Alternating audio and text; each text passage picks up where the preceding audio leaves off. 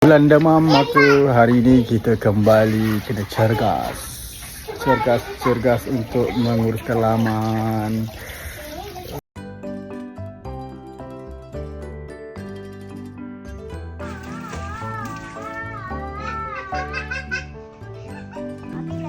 Betul. Betul.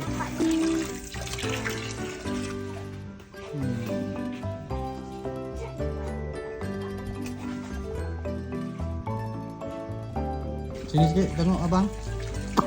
Sini. Okey. Macam spider. Apa? Ubi macam spider. Tengok. Dia macam pusat gabung. Tengok.